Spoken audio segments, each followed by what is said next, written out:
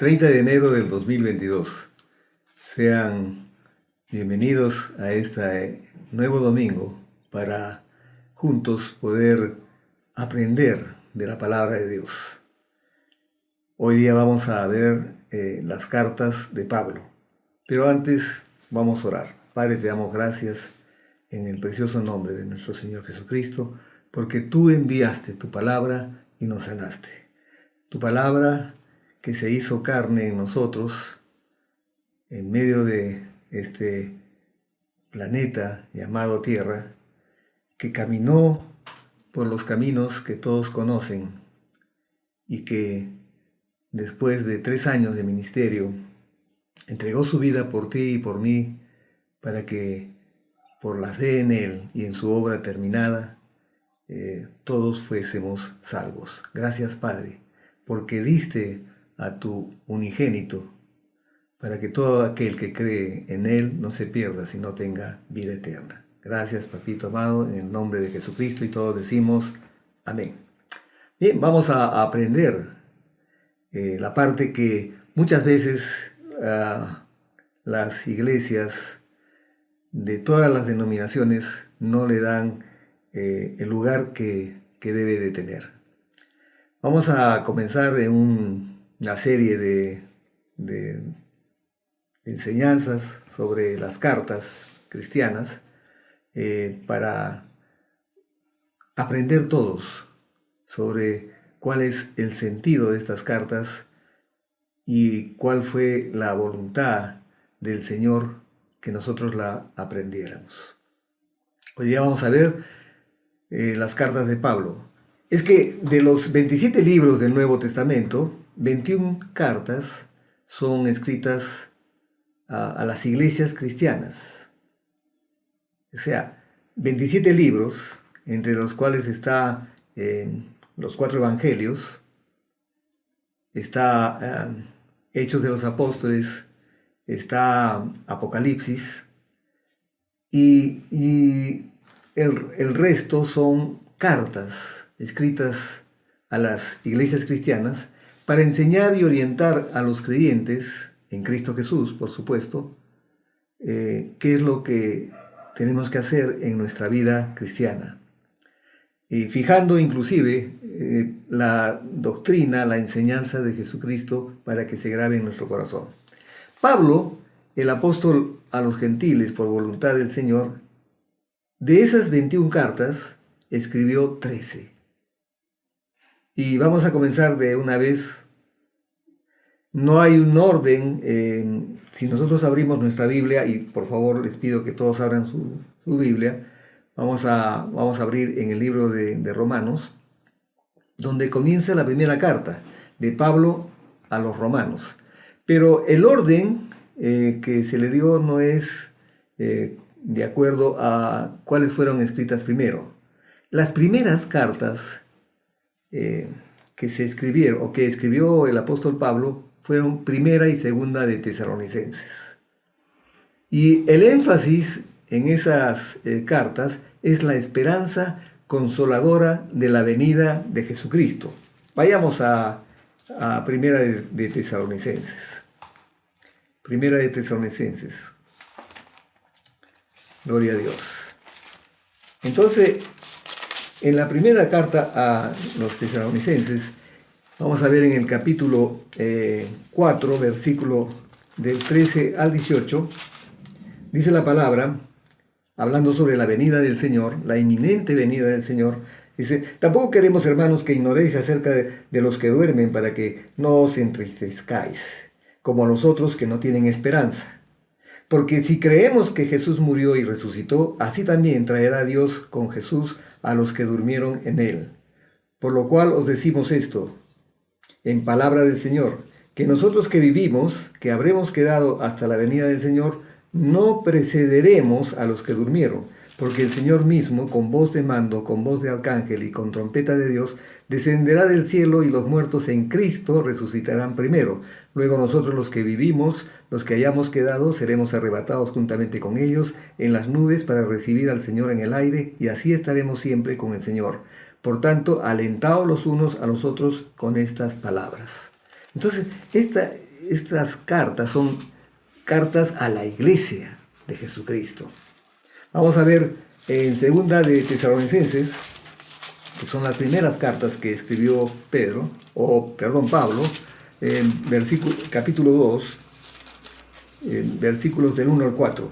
Pero con respecto a la venida de nuestro Señor Jesucristo y nuestra reunión con Él, os rogamos, hermanos, que no os dejéis mover fácilmente de vuestro modo de pensar, ni os conturbéis ni por espíritu, ni por palabra, ni por carta como si fuera nuestra, en el sentido de que el día del Señor está cerca. Nadie os engañe en ninguna manera, porque no vendrá sin que antes venga la apostasía y se manifieste el hombre de pecado, el hijo de perdición, el cual se opone y se levanta contra todo lo que se llama Dios o es objeto de culto, tanto que se sienta en el templo de Dios como Dios, haciéndose pasar por Dios. Entonces esas son las dos primeras cartas. Pero vamos a ver ahora las principales cartas, porque ustedes saben que toda la Biblia se puede reducir en un solo mensaje: salvación. Y las principales cartas van a hablar precisamente del plan perfecto de Dios para salvar a la humanidad. Y vamos al primer libro, que es Romanos. No es el primer escrito, sino es en cuanto a importancia, aunque todos son importantes, en cuanto a volumen de libro y el mensaje que trae. Entonces, el libro de Romanos tiene dos partes bien marcadas, claras. La primera parte va del capítulo 1 al versículo 11, que habla sobre la magistral exposición de la necesidad y la naturaleza del plan de salvación. Entonces comenzamos a recorrer algunas citas para darle cuerpo a lo que estamos hablando: magistral exposición de la necesidad y naturaleza del plan de salvación. Capítulo 3 de Romanos, versículo 3-23, dice: por cuanto todos pecaron y están destituidos de la gloria de Dios, siendo justificados gratuitamente por su gracia, mediante la redención que es en Cristo Jesús, a quien Dios puso como propiciación por medio de la fe en su sangre, para manifestar su justicia a causa de haber pasado por alto en su paciencia los pecados pasados, ¿no? Y el 26 dice: con la mira de manifestar en este tiempo su justicia, a fin de que Él sea el justo y el que justifica al que es de la fe de Jesús. Somos justificados delante del Padre por la fe en el Señor Jesucristo. Romanos 12, estamos en la primera parte, Romanos 5, porque estamos en la primera parte, bien digo, y justamente va a hablar sobre la justificación y los resultados de la justificación. Dice: justificados pues por la fe. ¿La fe en qué? La fe en Jesucristo. Tenemos paz para con Dios por medio de nuestro Señor Jesucristo, por quien también tenemos entrada por la fe a esta gracia en la cual estamos firmes y nos gloriamos en la esperanza de la gloria de Dios. Ahora sí, pasamos a la segunda parte, que va desde el capítulo 12 hasta el capítulo 16, que es el último capítulo. Y vamos al capítulo 12, versículos 1 y 2, porque esta segunda parte, entre otras cosas, va a hablar de exhortaciones sobre deberes espirituales, también sociales, y aunque muchos no crean, cívicos, como es la obediencia a nuestras autoridades. Vayamos a Romanos 12, 1, 2. Así que, hermanos, os ruego por las misericordias de Dios que presentéis vuestros cuerpos en sacrificio vivo, santo, agradable a Dios, que es vuestro culto racional. No os conforméis a este siglo, a este mundo, a las ordenanzas de este mundo, sino transformaos por medio de la renovación de vuestro entendimiento, para que comprobéis cuál sea la buena voluntad de Dios, agradable y perfecta. La voluntad de Dios para nosotros es buena, agradable y perfecta. Romanos 13, 1, 2 dice, y aquí va a hablar sobre el deber que tenemos de vivir en orden, respetando a nuestras autoridades. Romanos 13, 1, 2. Sométase toda persona a la autoridad superiores, porque no hay autoridad sino de parte de Dios, y las que hay por medio han sido establecidas. De modo que quien se opone a la autoridad, a lo establecido por Dios, resiste, y los que resisten acarrean condenación para sí mismos. ¿Bien? Hemos visto el primer libro y ahora vamos a ver los libros que siguen, que están dentro de los libros principales. Y vamos a Corintios, primera y segunda de Corintios. Habla en términos generales sobre la limpieza de la iglesia de diversos males. Recordemos que Corinto, que era un puerto, estaba plagado de paganismo, de costumbres paganas, eran muy religiosos, pero eran paganos, y había un desorden total. Y ahí llega en el Evangelio y transforma la vida de Corinto. Pero el apóstol Pablo, que iba y fundaba iglesias, no las abandonaba, no las dejaba. Y ahí ya que vayan por su cuenta. Nosotros tampoco. No nos podemos congregar, pero estamos todos los días con nuestros hermanos. Gracias a Dios tenemos los medios para poder hacer. Y Pablo también, con las dificultades de la época, si no podía visitarlos, les escribía cartas. Ahora sí me entienden. Y esas cartas comunicaban la voluntad de Dios, las enseñanzas de Jesucristo para esta humanidad. Entonces, primera y segunda de Corintios, estábamos diciendo que habla sobre la limpieza de la iglesia de diversos males. Hay también instrucciones doctrinales, o sea, en las enseñanzas que había dejado el Señor Jesucristo, y las características del ministerio apostólico. Cuando hablamos de apóstol, no es otra cosa que viene de la palabra griega apostolos, que significa enviado. O sea, el apóstol Pablo es apóstol porque Jesucristo lo envió, y lo envió mientras que a Pedro lo envió para que predique a los judíos, a Pablo lo envió para que predique a los no judíos, a los gentiles, a nosotros. O sea, Pablo es nuestro apóstol. Entonces, primera y segunda de Corintios, vamos a ver. Primera de Corintios 11, 17. Primera de Corintios 11, 17. Vamos rápido porque el tema es largo, pero es interesante ver y comprender por qué la importancia de las cartas para la iglesia, porque son para la iglesia. Pero, versículo 17, pero al anunciaros esto que sigue, no os alabo porque no os congregáis para lo mejor, sino para lo peor. Pues en primer lugar, cuando os reunís como iglesia, oigo que hay entre vosotros divisiones, y en parte lo creo, porque es preciso que entre vosotros haya disensiones para que se haga manifiesto entre vosotros los que son aprobados. Entonces, ahí estamos viendo que hay una instrucción y una exhortación también a vivir ordenadamente. Segunda de Corintios, capítulo 4, versículos del 1 al 5. Dice, por lo cual teniendo nosotros este ministerio, según la misericordia que hemos recibido, ¿y su ministerio cuál es? Es el mismo que nuestro ministerio, es un ministerio de reconciliación, como si Dios rogara a través nuestro que el mundo se reconcilie con Dios.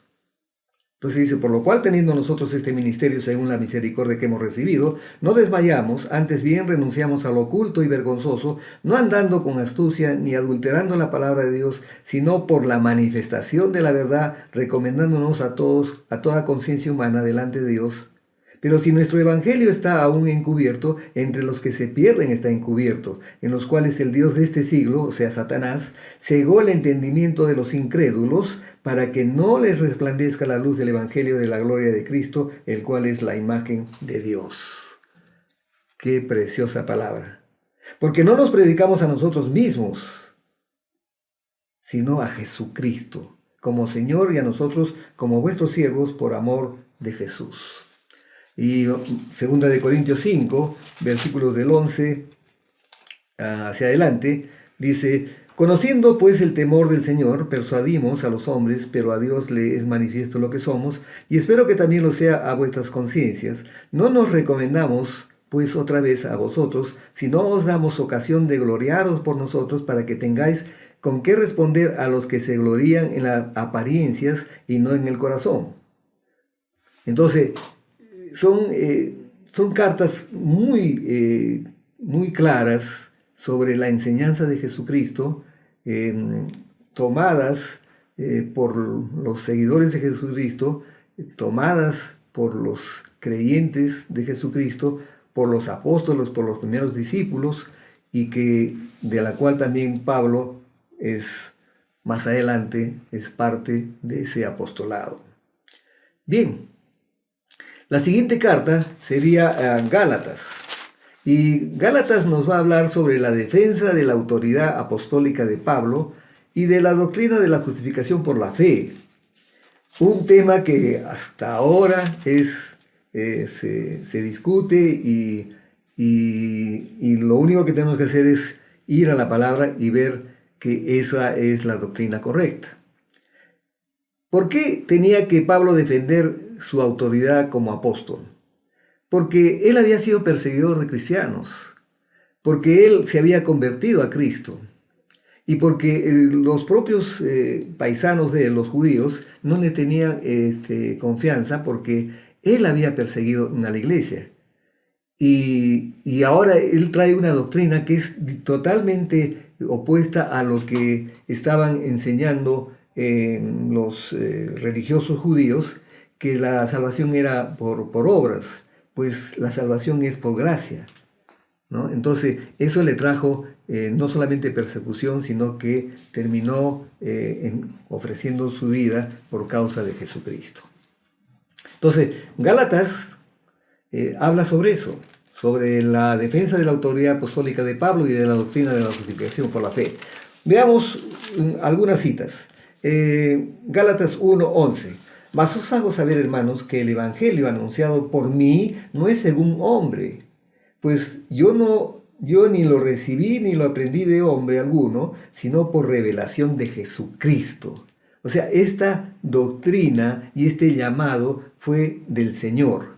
Y Gálatas 2:1-10, que es lo que tenemos que profundizar en este libro, o en esta carta, dice, capítulo 2, versículo 1. Después, pasados 14 años, subí otra vez a Jerusalén con Bernabé, llevando también conmigo a Tito, pero subí según una revelación, y para no correr o haber corrido en vano, expuse en privado a los que tenían cierta reputación del Evangelio, el Evangelio que predico entre los gentiles. O sea, los de cierta reputación eran los apóstoles de Jesucristo, los apóstoles del Cordero, como se les conoce también. Recordemos que él fue llamado después. Mas ni aun Tito, que estaba conmigo con todo y ser griego, fue obligado a circuncidarse, porque eso era parte de la ley. Y esto a pesar de los falsos hermanos introducidos a escondidas que entraban para espiar nuestra libertad que tenemos en Cristo Jesús, para reducirnos a esclavitud, a los cuales ni por un momento accedimos a someternos, para que la verdad del Evangelio permaneciese con vosotros. Pero los que tenían reputación de ser algo, y entre paréntesis encontramos, lo que hayan sido en otro tiempo nada me importa, Dios no hace acepción de personas. A mí pues, los de reputación, nada nuevo me comunicaron. Entonces todo eso se lo comunicó el Señor Jesucristo en ese encuentro que tuvo camino a Damasco, un encuentro real y personal. Bien, ahora también tenemos otro tipo de cartas que la he denominado las escritas en sus prisiones, ¿no? Porque Pablo tuvo muchas prisiones por causa del nombre de Jesucristo, por causa del Evangelio. Y entre esas cartas está, por ejemplo, la carta a los Efesios, que habla sobre el glorioso plan de salvación por gracia, y el énfasis es que ese plan de salvación rompió las barreras que había entre judíos y gentiles. Tomen nota y vamos a leer solamente una cita. Vamos a Efesios capítulo 2. Efesios capítulo 2. El tiempo es corto y tenemos que avanzar. Efesios 2. Vamos a ver desde el versículo 1.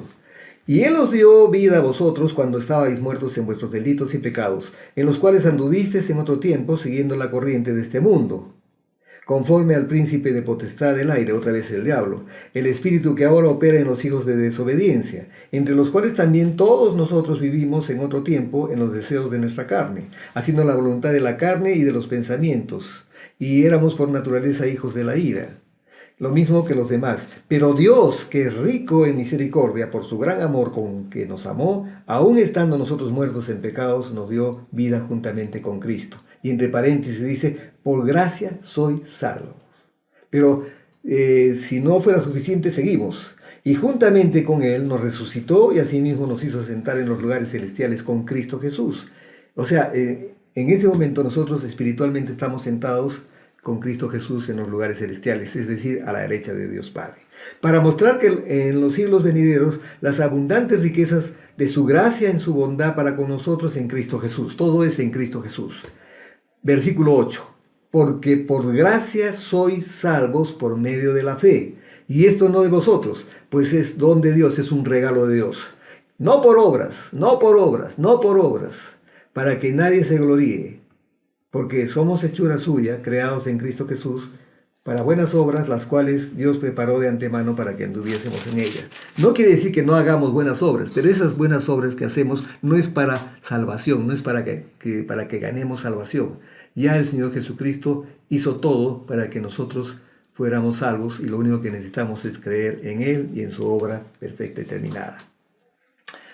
Después encontramos el libro de Filipenses, o la carta a los Filipenses, ¿no? Que detalla su experiencia gozosa en prisión, hermanos. ¿Cómo es posible que alguien que esté en una prisión esté tan gozoso como lo estuvo Pablo? ¿No? Dice 15 veces, habla sobre gozo, sobre regocijo y alegraos. Y alegraos. Lean ese libro, no vamos a ir a las citas, lean ese libro porque solamente tiene 4 capítulos y se van a dar cuenta que él está en la cárcel y está gozoso, hermanos. Eso es lo que hace Cristo en nuestras vidas cuando nosotros lo recibimos en nuestro corazón y vivimos por su palabra. La siguiente carta es Colosenses. Habla sobre la gloria trascendente de Cristo como cabeza de la iglesia. Cabeza de la iglesia, no hay otra cabeza. Jesucristo es la cabeza de la iglesia. Y pueden leer también ese libro que es corto, pero vamos a ver una cita, Colosenses 1:15. Dice, Él es, o sea, cuando dice Él es Jesucristo, Él es la imagen del Dios invisible, el primogénito de toda la creación, porque en Él fueron creadas todas las cosas, las que hay en los cielos y las que hay en la tierra, visibles e invisibles, sean tronos, sean dominios, sean principados, sean potestades. Todo fue creado por medio de Él y para Él. Después encontramos una carta que es una carta privada, una carta específica, donde Pablo intercede por Onésimo, la carta de Pablo a Filemón, de eso estoy hablando, solamente tiene un capítulo, así que lo pueden leer, pero yo se lo resumo en que este Onésimo fue un esclavo que trabajaba en la casa de su patrón y que al parecer tuvo problemas con el patrón y huyó de la casa y se encontró con Pablo en la cárcel. Pablo, él dice, ¿no? Yo puedo estar preso, pero la palabra no está presa, ¿no? Está libre. Entonces, y le predica el evangelio de salvación, le presenta a Jesucristo como su único Señor y suficiente Salvador, y ahora lo envía de vuelta a su patrón, pero ya es otro hombre. Veamos otro tipo de cartas, y estas son las llamadas cartas pastorales. Primera y segunda de Timoteo, que son consejos a un pastor joven, y este pastor joven es su hijo espiritual. Y son consejos que todos los pastores los tenemos siempre en cuenta, porque está dirigido precisamente a pastores. En este caso, Timoteo era un pastor joven. Y vamos a ver un capítulo, 1 Timoteo capítulo 4, dice, y este es muy importante, hermanos, dice, capítulo 4, versículo 6, si esto enseñas a los hermanos, serás buen ministro de Jesucristo, Pero ¿qué es lo que tiene que enseñar? Entonces, para ver el contexto, vemos desde el versículo 1, dice, pero el Espíritu dice claramente que en los postreros tiempos algunos apostatarán de la fe. Apostatarán de la fe significa que renegarán de la fe, dejarán de creer en Dios, dejarán de creer en Jesucristo, escuchando a espíritus engañadores y a doctrinas de demonios, por la hipocresía de mentirosos que, teniendo cauterizada la conciencia, prohibirán casarse y mandarán abstenerse de alimentos que Dios creó, para que con acción de gracias participasen de ellos los creyentes y los que han conocido la verdad. Porque todo lo que Dios creó es bueno, el matrimonio es bueno. ¿Sí o no? Es una de las 3 instituciones que creó Dios, ¿cierto? Porque todo lo que Dios creó es bueno y nada es de desecharse si se toma con acción de gracias, porque por la palabra de Dios y por la oración es santificado. Los alimentos también todos son buenos y lo que tenemos que hacer es tomarlos con acción de gracias.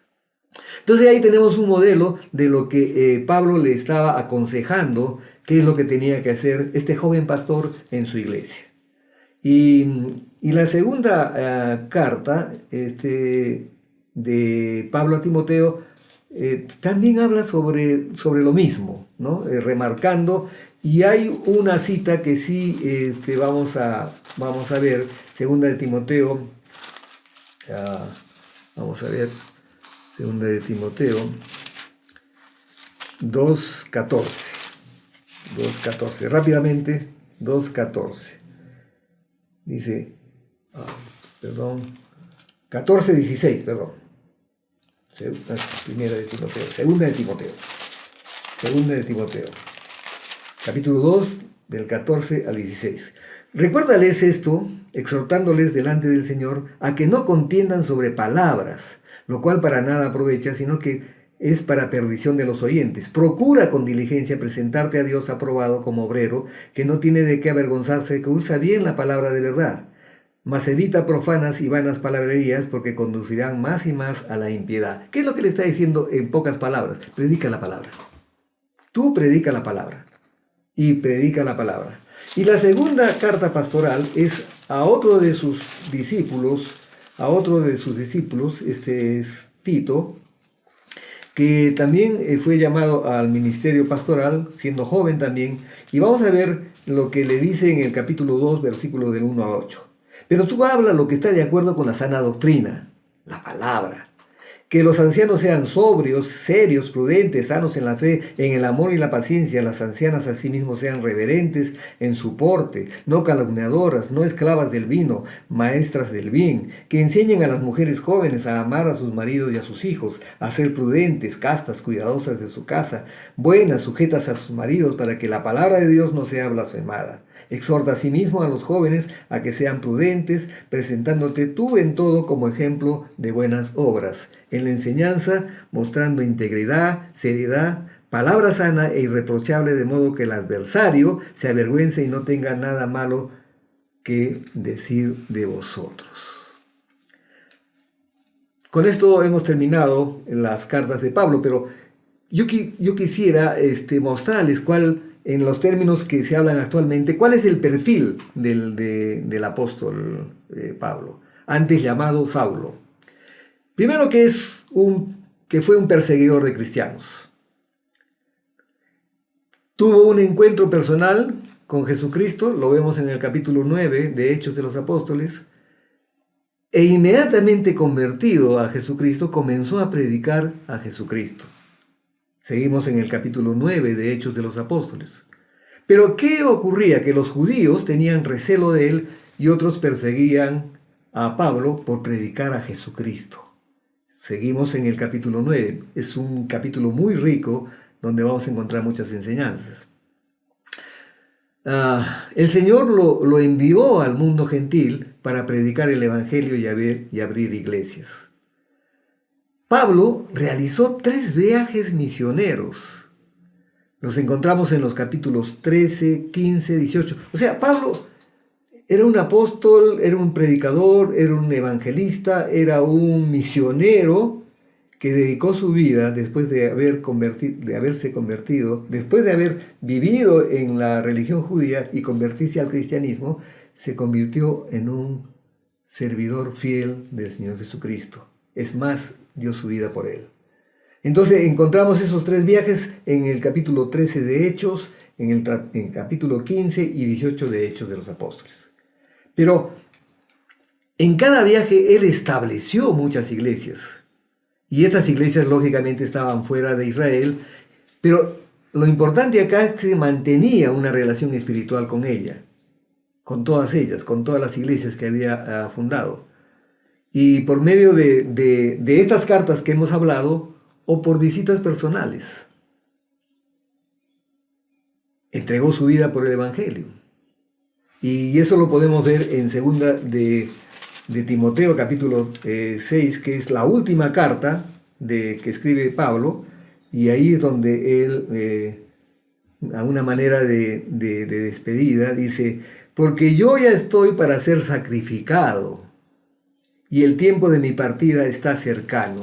Entonces él entregó su vida por el Evangelio. Y es más, con su vida glorificó a Jesucristo en todas sus cartas.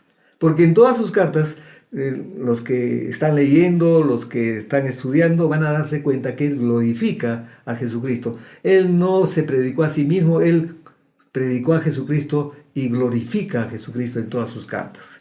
Y lógicamente, y este es obvio, dejó un legado doctrinal precioso y un testimonio de amor y servicio a Jesucristo. Dice vamos a ver, primera de Corintios, un ratito más, ya con esto termino. Dice: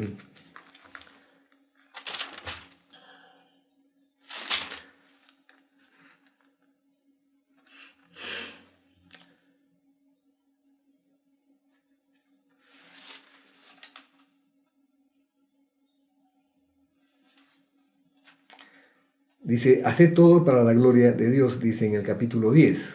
O sea, él estaba persuadido que su trabajo era para la gloria de Dios. Pero en otra parte de la palabra de Dios dice que todo lo que soy es por la gracia de Dios. Yo he trabajado más que todos ellos, pero no yo, sino la gracia de Dios actuando en mí. Y aquí cabe una reflexión final. Las cartas de Pablo, como las de Pedro, que vamos a verlas, como las de Juan, como las de Santiago, Judas o Hebreos, que no tiene un autor aún identificado, deben ser conocidas por la iglesia, deben ser estudiadas por la iglesia, deben ser puestas por obra por todos nosotros, porque son palabra de Dios. Y para terminar, hay una cita que tenemos que tenerla siempre presente. Pablo, en segunda de Timoteo, le dice a su discípulo, a su hijo espiritual, en el versículo 16, toda la escritura es inspirada por Dios y útil para enseñar, para redarguir, para corregir, para instruir en justicia, a fin de que el hombre de Dios sea perfecto, enteramente preparado para toda buena obra. No podemos dejar las cartas que son escritas para la iglesia de Jesucristo sin tener puesta no solamente nuestros ojos y nuestro corazón en ellas. No podemos, porque ahí está toda la enseñanza que nosotros necesitamos como iglesia de Jesucristo. Hermanos, hemos terminado y vamos a orar. Padre, te damos gracias porque toda tu escritura es inspirada por ti a través del Espíritu Santo. Y esta escritura, inspirada por ti a hombres de Dios, es útil para enseñarnos, para redarguirnos, para corregirnos, para instruirnos en justicia, tu justicia, a fin de que nosotros, hombres de Dios, seamos perfectos, enteramente preparados para toda buena obra. Gracias por tu palabra. Gracias por tu palabra que es vida para el que la haya y salud para todo nuestro cuerpo. Gracias por Jesucristo, nuestro Señor, nuestro único Señor y suficiente Salvador. Te damos la gloria, la honra y el honor en el nombre de Jesucristo y todos decimos amén, aleluya, amén. Hermanos, que tengan un domingo sobrenatural y nos encontramos en el siguiente mensaje.